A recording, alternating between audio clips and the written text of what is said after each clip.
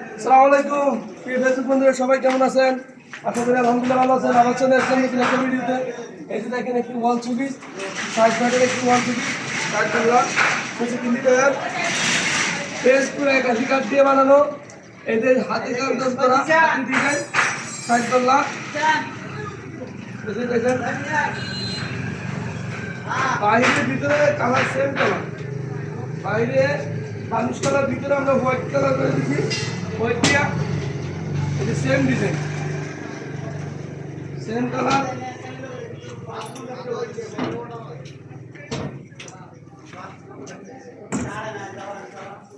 সাইডে দুটা পাল্লা, দুটা কয়েন সাপেক্ষে সিম্পল। খাটে নিয়ে গেছেন কুমিল্লা নসরাই, বানকুবা নসরাই।